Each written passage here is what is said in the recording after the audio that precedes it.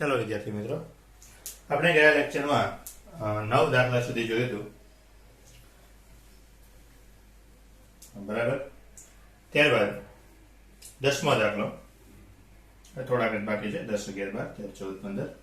તો સ્વાધ્યાયનો 10મો દાખલો, મેગ્નેટિક મેરિડિયનને સમાંતર ઉર્ધ્વ સમતલમાં મુક્ત ભ્રમણ કરી શકે તેવી એક ચુંબકીય સોયની અણી સમક્ષિતિજ સાથે નીચે તરફ 22 ડિગ્રીનો ખૂણો બનાવે છે. સમક્ષિતિજ સાથે ખૂણો બનાવે છે. સમક્ષિતિજ સાથે ખૂણો બનાવે એનો અર્થ કે એનો મેગ્નેટિક ડીપ એંગલ હોય, બરાબર. મેગ્નેટિક ડીપ એંગલ આપી દીધો 22 ડિગ્રીનો. આ સ્થળે પૃથ્વીના ચુંબકીય ક્ષેત્રનો સમક્ષિતિજ ઘટક 0.35 ગોસ છે. સમક્ષિતિજ ઘટક એટલે BH આપી દીધો 0.35 ગોસ. તો આ સ્થળે પૃથ્વીના ચુંબકીય ક્ષેત્રનું મૂલ્ય કેટલું હશે? સમક્ષિતિજ ઘટક આપી દીધો છે, તો આ સ્થળે પૃથ્વીનું ચુંબકીય ક્ષેત્ર શોધવું હોય તો આપણે બે સૂત્ર છે કે BH બરાબર B cos phi. તો માટે B બરાબર શું થશે? તો BH upon cos phi. તો BH બરાબર શું? 0.35 cos phi એટલે cos 22. બાકીની કિંમતો મૂકી દેજો. cos 22 ની કિંમત લોગ ટેબલમાંથી જોઈને મૂકી દેજો જે આવે છે, બરાબર. અને cos 22 ના મૂકવી હોય તો sin ની કિંમત મૂકી દેજો, બરાબર. એટલે sin 68 ની કિંમત મૂકી દેજો એટલે તમને એ સ્થળે પૃથ્વીનું ચુંબકીય ક્ષેત્ર મળી જશે. ત્યારબાદ 11મો દાખલો, આફ્રિકામાં કોઈ સ્થળે ચુંબકીય કંપાસ ભૌગોલિક ઉત્તરથી 12 ડિગ્રી પશ્ચિમ તરફ દર્શાવે છે. એટલે કંપાસ છે, કંપાસની અંદર શું હોય તો કે ચુંબકીય સોય હોય. ચુંબકીય સોય ક્યાં દર્શાવે છે? તો એ ભૌગોલિક ઉત્તરથી 12 ડિગ્રી પશ્ચિમ તરફ, બરાબર. ઉત્તરથી 12 ડિગ્રી પશ્ચિમ તરફ એટલે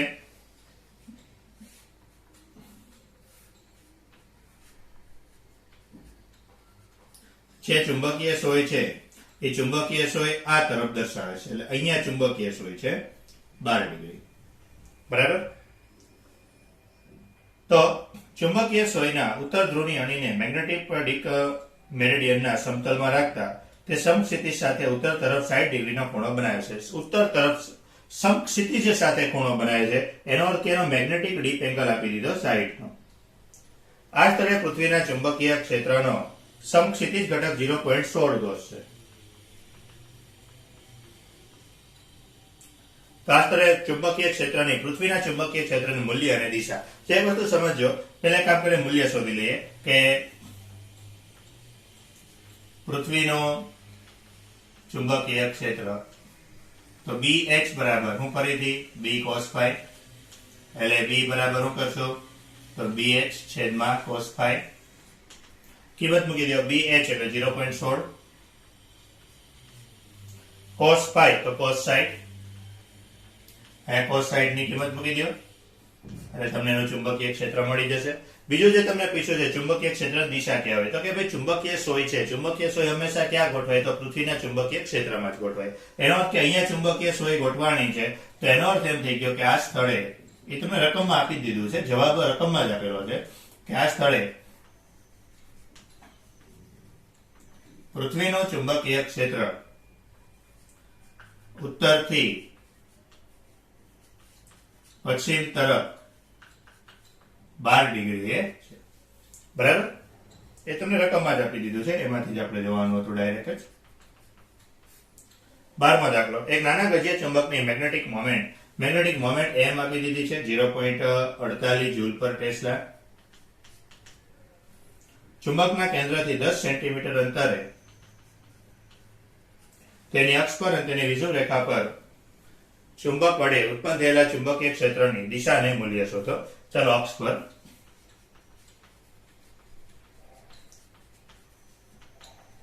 તો અક્ષ પર ચુંબકીય ક્ષેત્રનું સૂત્ર શું તો આપણે ખબર છે 2kT/r3 એટલે 2 k ની જગ્યાએ μ0/4π m/r3, બરાબર.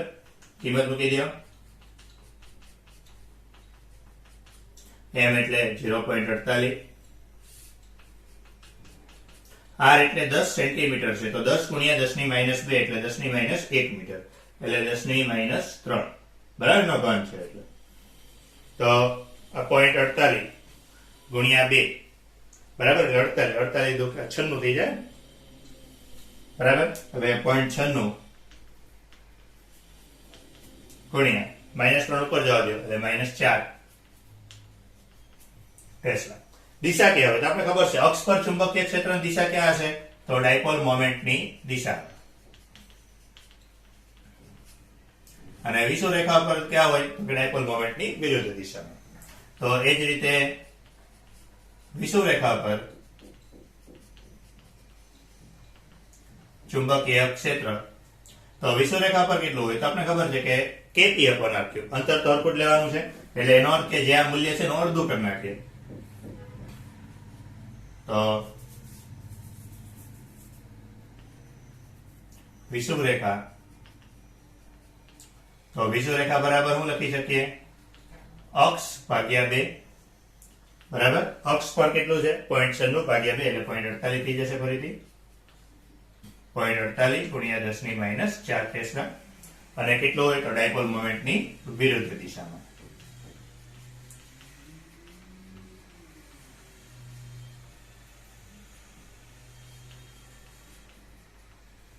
બરાબર. 13મો દાખલો, સમક્ષિતિજ સમતલમાં મૂકેલા એક નાના ગજિયા ચુંબકની અક્ષ ચુંબકીય ઉત્તર દક્ષિણ દિશા સાથે એક રેખસ્થ છે. ચુંબકીય ઉત્તર દક્ષિણ દિશા સાથે એક રેખસ્થ છે. ચુંબકની અક્ષ તેના કેન્દ્રથી 14 સેન્ટીમીટર અંતરે તટસ્થ બિંદુઓ મળે છે. ચુંબકની અક્ષ પર તેના કેન્દ્રથી 14 સેન્ટીમીટર અંતરે તટસ્થ બિંદુ મળે. તટસ્થ બિંદુ મળે છે એનો કે જો પહેલા તો જે તમને રકમમાં કીધું છે કે ઉત્તર દક્ષિણ દિશા સાથે એક રેખસ્થ છે, એટલે ધારો કે પૃથ્વી લઈએ, પૃથ્વીનું ચુંબકીય ક્ષેત્ર વિચારીએ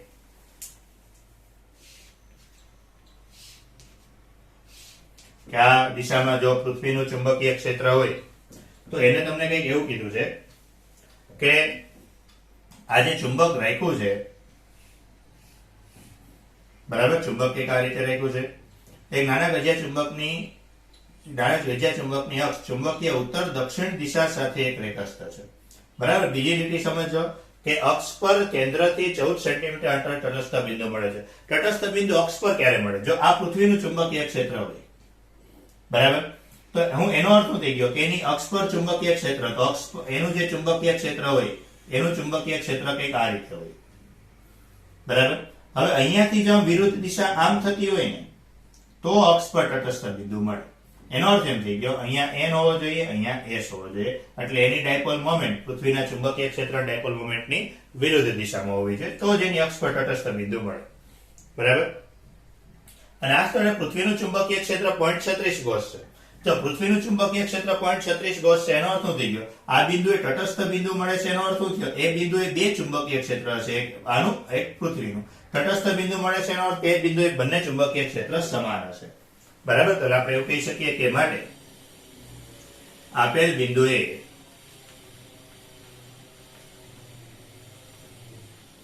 આ ચુંબકનું ચુંબકીય ક્ષેત્ર, એ ચુંબકનું ચુંબકીય ક્ષેત્ર કેટલું થશે તો પૃથ્વીના ચુંબકીય ક્ષેત્ર જેટલું, એટલે 0.36 ગોસ બરાબર. અડીક કોણ શૂન્ય છે. ચુંબકના કેન્દ્રથી તેના લંબ દ્વિભાજક પર એટલા જ અંતરે કુલ ચુંબકીય ક્ષેત્રનું મૂલ્ય કેટલું હશે તેના લંબ દ્વિભાજક પર, એટલે અહીંયા તો એટલા જ અંતરે ચુંબકીય ક્ષેત્રનું મૂલ્ય કેટલું હશે. તો પહેલું તમારે કામ કરવું પડશે, આ અંતર એટલે શું થઈ ગયું તો આ અંતર એટલે આ અહીંયા આ અંતર એટલે એનું વિષુવ રેખા થઈ ગયું. વિષુવ રેખા પર મને ચુંબકીય ક્ષેત્ર શોધવાનું કીધું. અક્ષ પર ચુંબકીય ક્ષેત્રનું મૂલ્ય છે આપણી પાસે બરાબર. આપેલા બિંદુ એટલે ક્યાં એની અક્ષ પર. તો પહેલા કામ કરીએ, આનો ઉપયોગ કરીને ડાયપોલ મોમેન્ટ શોધી લઈએ કે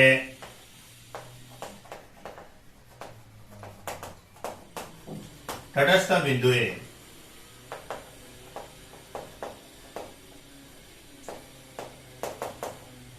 ચુંબકીય ક્ષેત્ર આટલા જ અંતર હશે ને તો બહુ સિમ્પલ થઈ જાય ને. આમ તો અક્ષ પર 0.36 છે બરાબર, તો આપણે સીધું 0.36 નું ભાગ્યા 2 જ કરવાના રહ્યા ને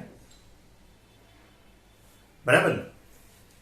એટલા જ અંતરે શોધવાનું કીધું છે, બરાબર, વિષુવરેખા ઉપર. તો વિષુવરેખા ઉપર એટલા જ અંતરે ચુંબકીય ક્ષેત્ર કેટલું થઈ જાય, તો પછી કઈ ગણવાની જરૂર નથી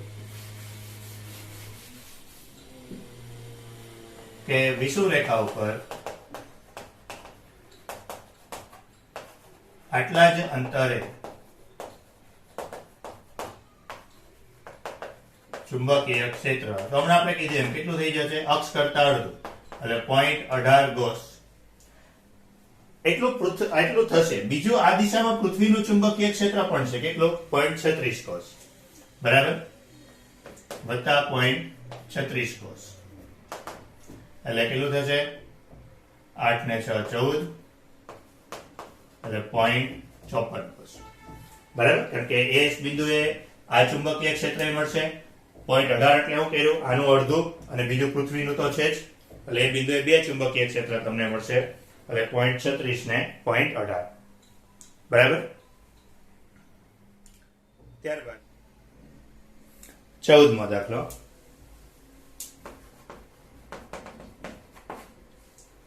જો સ્વાધ્યાય 5.13 ના ગજ્યા ચુંબકને 180 ડિગ્રી જેટલો ઘુમાવવામાં આવે તો 9 તટસ્થ બિંદુ ક્યાં અને કેટલા અંતરે મળશે. 180 ડિગ્રી જેટલો ઘુમાવવામાં આવે, આને ફેરવી નાખીએ, તો હવે ચુંબકીય ક્ષેત્ર n આ તરફ છે, ચુંબકીય ક્ષેત્ર આમ મળશે, તો તટસ્થ બિંદુ ક્યાં મળશે, તો તટસ્થ બિંદુ એની વિષુવરેખા ઉપર મળશે, બરાબર. એટલે જો ચુંબકને 180 ડિગ્રી ઘુમાવતા તટસ્થ બિંદુ એની વિષુવરેખા પર મળશે. હવે વિષુવરેખા ઉપર મળશે તો વિષુવરેખા પર કેટલું મળશે એ શોધવાનું કીધું. તો એની માટે પહેલું કામ તો એ કરવું પડશે. આ લોકોએ જે કીધું છે કે અહીંયા 0.36 ગોસ મળે છે, આનો ઉપયોગ કરીને આપણે ડાયપોલ મોમેન્ટ શોધવી પડશે. તો માટે ગમે એનો ઉપયોગ કરો, આનો કરો તો વાંધો નહીં, કે અક્ષ પર 14 સેન્ટીમીટરે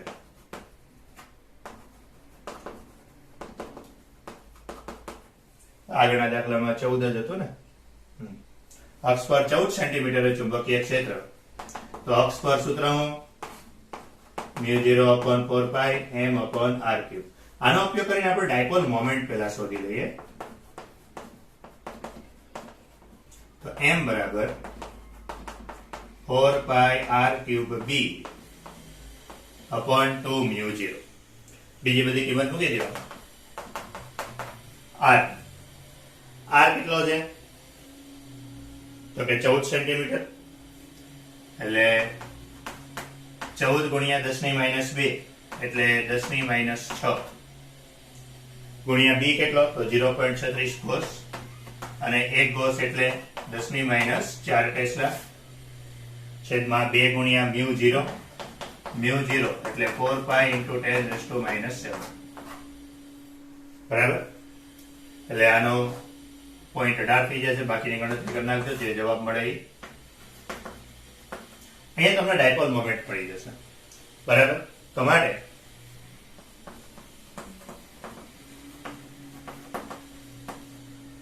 કે તટસ્થ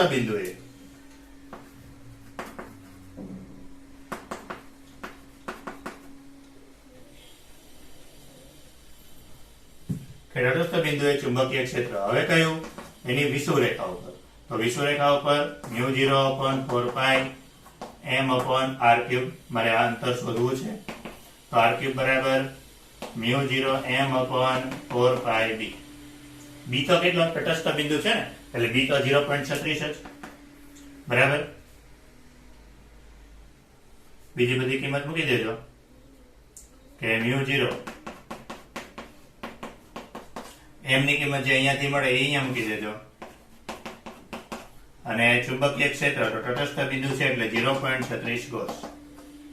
જે જવાબ આવે એનો ઘનમૂળ કાઢી નાખજો, એટલે તમને એ તટસ્થ બિંદુનું અંતર મળી જશે.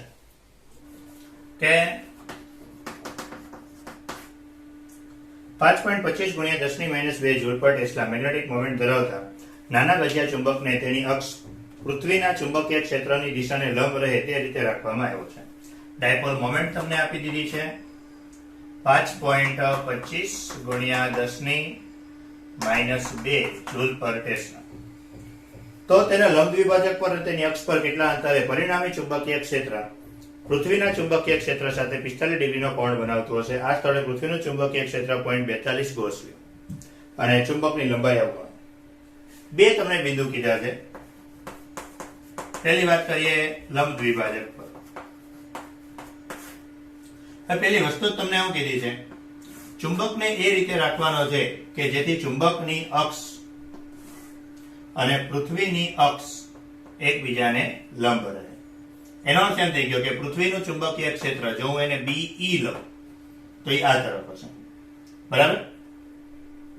પછી ધારો કે ડાયપોલ મોમેન્ટની દિશા આ હોય તો આ બિંદુ એ ધારો કે r અંતરે મને એ બિંદુ મળે છે, તો r અંતરે આનું ચુંબકીય ક્ષેત્ર આ તરફ હશે. હવે હું કીધું તમને પરિણામી ચુંબકીય ક્ષેત્ર પૃથ્વીના ચુંબકીય ક્ષેત્ર સાથે 45 ડિગ્રીનો ખૂણો બનાવતું હોવું જોઈએ. તો એનો અર્થ શું થઈ ગયો, આ b ના બે ઘટકો પાડું તો આ બાજુ b cos 45 અને આ બાજુ b અને એક b ડેશ કહી દઈએ તો b sin 45. એનો અર્થ શું થઈ જશે કે પરિણામી આ જે ચુંબક છે, ચુંબકની વિષુવરેખા ઉપર જે ચુંબકીય ક્ષેત્ર છે તે પરિણામી ચુંબકીય ક્ષેત્રના sin 45 જેટલું થશે. તો એ બેન સરખાવી એટલે આપણે અંતર મળી જશે. તો પહેલા એ ધારી લઈએ કે ધારો કે આ ચુંબકથી r અંતરે પરિણામી ચુંબકીય ક્ષેત્ર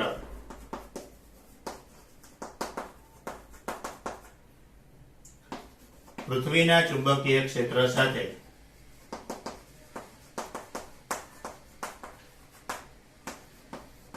45 ડિગ્રીનો ખૂણો બનાવે છે, બરાબર. તો માટે આપણે શું કહી શકીએ કે પરિણામી ચુંબકીય ક્ષેત્ર B, તો માટે વિષુવરેખા ઉપર B' બરાબર B sin 45. તો B' એટલે તો વિષુવરેખા છે. વિષુવરેખા હોય એટલે શું હોય તો μ0/4π m/r³ sin 45 એટલે 1/√2, બરાબર.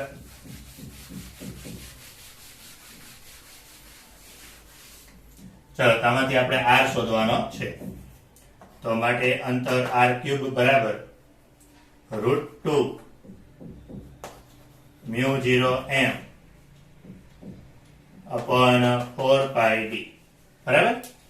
કે r³ ને કરતા બનાવીએ તો r³ બરાબર √2 μ0m upon 4πd. બીજી બધી કિંમત મૂકી દઈએ μ0 m એટલે 5.25 ગુણ્યા 10⁻²/4π. આ સ્થળે ચુંબકીય ક્ષેત્ર, તો એ સ્થળે ચુંબકીય ક્ષેત્ર આપણી પાસે B' બરાબર, હા B જ પરિણામી ચુંબકીય ક્ષેત્ર જ પહેલા શોધવું પડશે. તો પહેલા આપણે B શોધવો પડશે. B શોધવા માટે પાછું અહીંયાથી કરવું પડશે. કઈ નહીં, પેલા એ લખી નાખજો કારણ કે આ B પેલા શોધવું પડશે.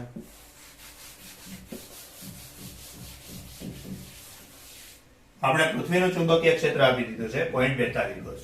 તો પેલા એક આ સ્ટેપ પેલા લખજો અહીંયાથી કે પૃથ્વીનું ચુંબકીય ક્ષેત્ર BE બરાબર B cos 45. તો પૃથ્વીનું ચુંબકીય ક્ષેત્ર કેટલું આપી દીધું 0.42 B/√2 એટલે B બરાબર શું છે તો 0.42 ગુણ્યા √2 ગોસ. આ પેલા લખી નાખજો, પછી આ સ્ટેપ સ્ટાર્ટ કરજો. એટલે B ની જગ્યાએ મારું લખવું પડશે તો 0.42 ગુણ્યા √2. આગળ ગણતરી કરી નાખજો. આ 4π કટ, બરાબર. અને એ જ રીતે અક્ષ ઉપર એવું ધારી લઈએ, ફરીથી એ જ વસ્તુ કરીએ કે અક્ષ પર પૃથ્વીનું ચુંબકનું ચુંબકીય ક્ષેત્ર કંઈક આ રીતે હશે. ત્યાં પૃથ્વીનું ચુંબકીય ક્ષેત્ર તો ઉપર તરફ હશે, તો પરિણામી ચુંબકીય ક્ષેત્ર આ રીતે. એટલે બાકી બધું સેમ ટુ સેમ જ રહેશે. કે ધારો કે અક્ષ પર r અંતરે પરિણામી ક્ષેત્ર